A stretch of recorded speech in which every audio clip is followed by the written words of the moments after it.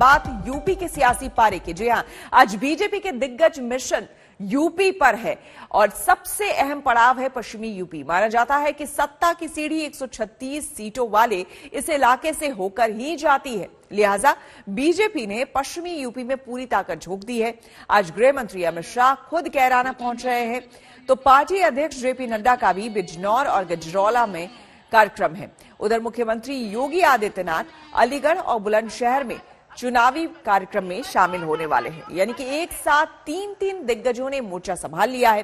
दूसरी ओर बीजेपी ने कुछ देर पहले ही 403 सीटों के लिए 403 एलईडी रथों को रवाना कर दिया है। सीएम योगी और अन्य दिग्गजों ने लखनऊ में एलईडी रथों को हरी झंडी दिखाई है।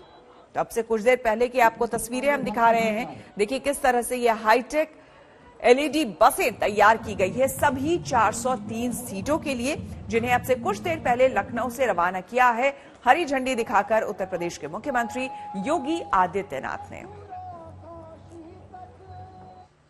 चलिए, किस तरह से पूरी ताकत आज झोंकने की तैयारी है पश्चिमी यूपी में, ग्राफिक्स के जरिए आपको हम बताने की कोशिश करते हैं। तो आज कौन कहां होगा, देखिए अमित शाह की बात करें तो कैराना जाएंगे, जहां पर डोर टू डोर कैंपेन करने वाले हैं। शामली बाग पर कार्यकर्ताओं के साथ बैठक होगी, अमित शाह की मुलाकात होगी, बातचीत होगी। फिर जाएंगे मेरठ, जिसमें बड़ी हस्तियों से जो कुछ प्रबुद्ध लोग हैं उनसे मुलाकात करने का अमित शाह का कार्यक्रम है। तो पश्चिमी यूपी में आज अमित शाह के जो कार्यक्रम है वो हम आपको बता रहे थे। इसके अलावा जेपी नड्डा, अब वो स्वस्थ हो चुके हैं, इन्हें कोरोना हुआ था लेकिन अब वो स्वस्थ हो चुके हैं और चुनावी मैदान में प्रचार में कूद पड़े हैं। आज बिजनौर और गजरौला का इनका दौरा है।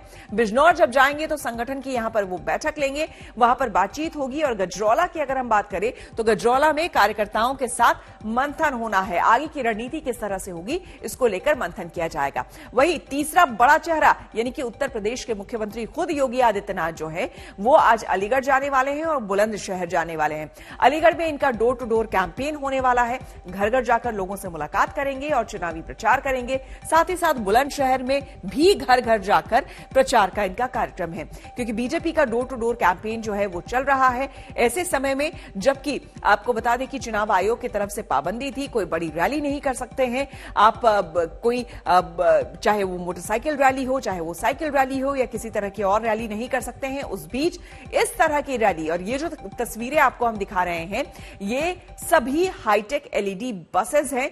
403 ये बसेस हैं जो कि अब से कुछ देर पहले रवाना की गई हैं लखनऊ से, जिसे हरी झंडी दिखाया है खुद उत्तर प्रदेश के मुख्यमंत्री योगी आदित्यनाथ ने।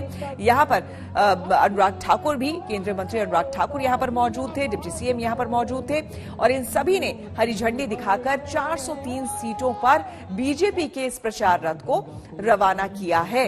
इसमें तमाम वो एड्स हैं और बीजेपी के जितने भी काम बीजेपी ने किया है वो तमाम चीजें जो है ये एलईडी बसेस लोगों तक पहुंचाएगा। तो किस तरह से पश्चिमी यूपी में, जिसको बताया जाता है कि पश्चिमी यूपी अगर आपने जीत लिया, यह किला अगर आपने जीत लिया तो रास्ता आपका लखनऊ की ताज तक का खुल जाता है, उसी पर पूरा फोकस है। और पश्चिमी यूपी पर पूरा फोकस करते हुए आज अमित शाह यहां पर मौजूद है पश्चिमी यूपी में। जेपी नड्डा जो कि बीजेपी के राष्ट्रीय अध्यक्ष हैं वो यहां पर मौजूद हैं, उनकी सभाएं होंगी। साथ ही साथ उत्तर प्रदेश के मुख्यमंत्री का भी कार्यक्रम है। इससे पहले कैराना को लेकर के आपको हम बता देते हैं योगी आदित्यनाथ ने क्या हमला किया था, जरा सुनिए।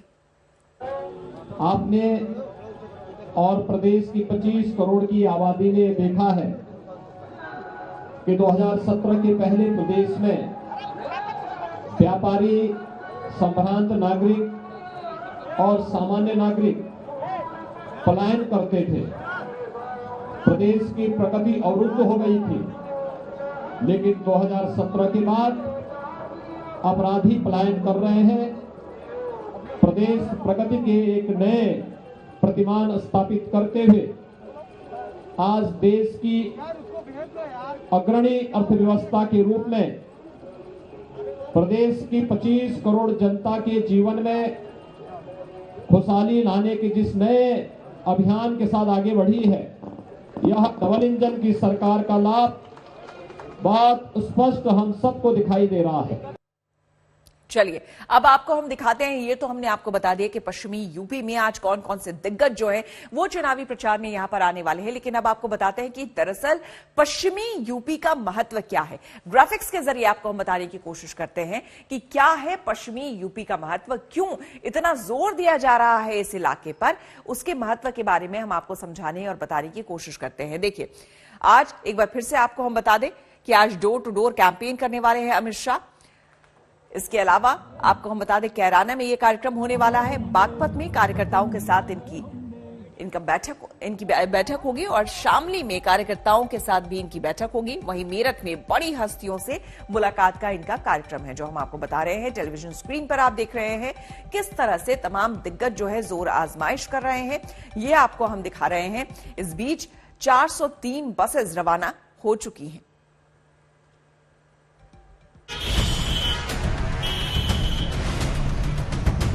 लोग अपना पुश्तैनी घर छोड़कर पलायन के लिए मजबूर हो गए थे। कैराना से पलायन शुरू हुआ था, यहाँ लखनऊ के हुक्मरानों का नींद नहीं उड़ता। व्यापारी और यहाँ के नागरिकों को पलायन करने के लिए मजबूर करने वाले अपराधी आपने विगत 4.5 वर्ष के अंदर देखा होगा, स्वयं पलायन करने के लिए मजबूर हो गए। कैराना में आज बीजेपी का सियासी हल्ला बोल। जाटलैंड में अमित शाह भरेंगे हुंकार। पलायन के दर्द से दिल छूने की कोशिश। बीजेपी का कैराना से यूपी को सियासी संदेश।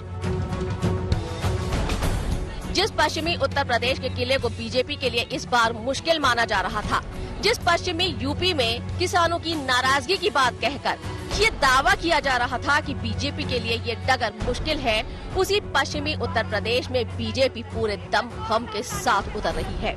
मोर्चा संभाल रहे हैं खुद बीजेपी के चाणक्य अमित शाह। यूपी में चुनाव की तारीखों के ऐलान के बाद आज पहली बार अमित शाह प्रचार रण में उतर रहे हैं और आगाज कर रहे हैं कैराना से। उसी कैराना से जहां घर बिकाऊ है लिखे शब्दों ने 2017 से ही सियासत को नया मोड़ दिया था, जहां पलायन के दर्द को बीजेपी ने बार बार याद दिलाया और इस बहाने विरोधियों पर वार किया। जिस कैराना को बीजेपी ने सियासी विरोधियों की दुखती नब्ज बना दिया था। साल तक ये बसपा सपा का खेल चलता रहा और उसने उत्तर प्रदेश को बर्बाद करके रखा। उत्तर प्रदेश और की कानून और व्यवस्था की स्थिति कैसी थी, मेरा तो खून खौल जाता था।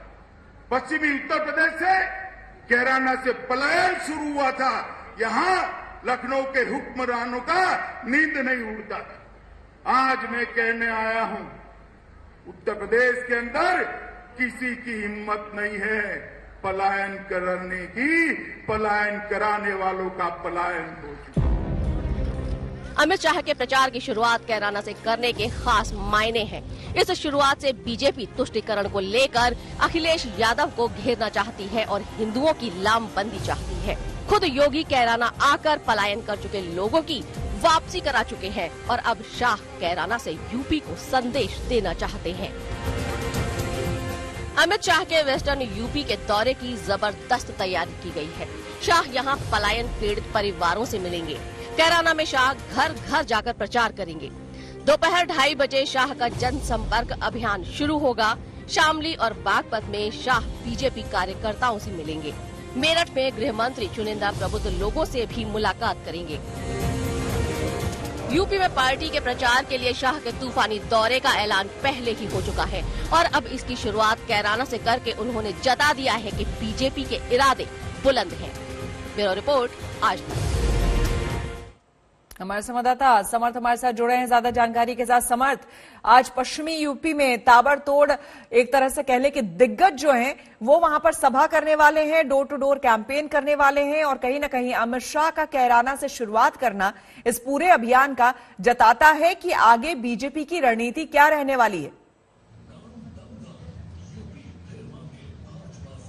देखिए, भारतीय जनता पार्टी की टॉप लीडरशिप आज पश्चिमी यूपी में कूच करने वाली है और ये एक बड़ी चीज है, क्योंकि पश्चिमी यूपी को लेकर लगातार ये चर्चा थी कि किसान आंदोलन की वजह से वहां पर जाट, मुस्लिम या अन्य जो समुदाय हैं वो बीजेपी से नाराज चल रहे हैं। तो उसको मेकओवर करने के लिए ये दौरे अहम है। न केवल अमित शाह, सीएम योगी आदित्यनाथ, स्वतंत्र देव सिंह जो कि यूपी बीजेपी चीफ है, नड्डा, ये सभी प्रमुख चेहरे जो हैं वो सब जा रहे हैं पश्चिमी यूपी। सीएम योगी अलीगढ़ रहेंगे तो वहीं अमित शाह कैराना जा रहे हैं। कैराना मुद्दा बेहद अहम है बीजेपी के लिए। 17 में भी बीजेपी ने इसी मुद्दे को उठाया और इस बार भी बीजेपी इसी मुद्दे को उठा रही है। कुछ एक महीना पहले सीएम योगी आदित्यनाथ उन परिवारों से मिले थे जो कैराना से पलायन करके गए थे। आज अमित शाह उसी तर्ज पर उन परिवारों से कैराना जाकर मुलाकात करेंगे। जो परिवार जिन्होंने पलायन किया था, उसमें कुछ परिवार अंबाला निकल गए थे, उनसे प्रमुखता पर जो है अमित शाह आज यहां पर मुलाकात करने वाले हैं कैराना में। तो एक बड़ी खबर के तौर पर देखा जा रहा है उत्तर प्रदेश की, क्योंकि कैराना बीजेपी के लिए अहम और समाजवादी पार्टी के अगेंस्ट ये एक अहम मुद्दा बीजेपी हमेशा से उठाती आई है। पहले सीएम योगी का जाना और अब अमित शाह का जाना, कई संदेश। इतना ही नहीं, आज डोर टू डोर कैंपेन की भी शुरुआत कहीं ना कहीं बीजेपी कर रही है बड़े लेवल पर। वेस्टर्न यूपी में चुनाव पहले हैं, इसलिए वेस्टर्न यूपी को बीजेपी ने पहला किला बनाया है और सीएम योगी सहित जेपी नड्डा, दिनेश शर्मा, बाकी जितने बड़े चेहरे बीजेपी के हैं वो सब डोर टू डोर कैंपेन करते आपको आज नजर आएंगे। सीएम योगी जहां अलीगढ़ में नजर आएंगे तो वहीं अमित शाह कैराना में परिवारों से मिलेंगे और वो खुद भी डोर टू डोर कैंपेन करेंगे। वर्चुअल बसेस जो हैं आज यहां से रवाना बीजेपी ऑफिस लखनऊ से करी गई हैं।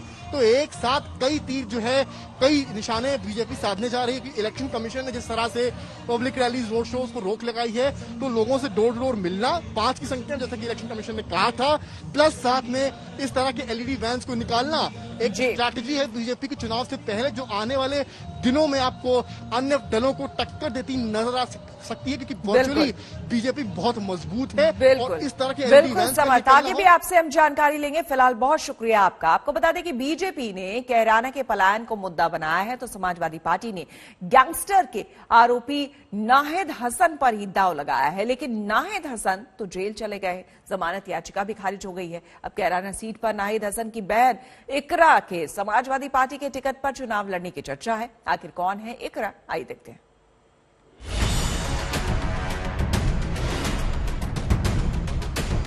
यूपी में कैराना सीट पर समाजवादी पार्टी के उम्मीदवार नाहिद हसन की गिरफ्तारी के बाद सवाल ये उठ रहा है कि अब कैराना से समाजवादी पार्टी का चेहरा कौन होगा। ऐसे में खबरें ये आ रही हैं कि समाजवादी पार्टी नाहिद हसन की बहन इकरा हसन को चुनाव लड़ाने की तैयारी में है। हालांकि इकरा हसन इन बातों को अफवाह बता रही है और दावा कर रही है कि अब भी कैराना से समाजवादी पार्टी के कैंडिडेट उनके भाई नाहिद हसन ही हैं। हम आपको बता दें कि शामली में कैराना की फास्ट ट्रैक कोर्ट ने नाहिद हसन की जमानत याचिका मंगलवार को खारिज कर दी थी। आधे घंटे तक चली सुनवाई के बाद नाहिद हसन की मुश्किलें उस वक्त और बढ़ गई जब उनकी जमानत खारिज कर दी गई। इससे पहले शनिवार यानी 15 जनवरी को गैंगस्टर की कार्रवाई में नाहिद हसन को जेल भेज दिया गया था। बता दें कि कैराना से समाजवादी पार्टी विधायक नाहिद हसन, उनकी मां पूर्व सांसद तबस्सुम हसन समेत 40 लोगों को गैंगस्टर एक्ट के तहत मामला दर्ज किया गया था। नाहिद हसन को गिरोह का लीडर बताते हुए कहा है कि इनकी आम जनता के बीच शोहरत ठीक नहीं है। ऐसे में कैराना से नाहिद हसन की बहन इकरा के चुनाव लड़ने की चर्चा है। 28 साल की इकरा ने लंदन से पढ़ाई की है और लंदन में वो सीए का विरोध करते हुए नजर आई थी। आज तक ब्यूरो।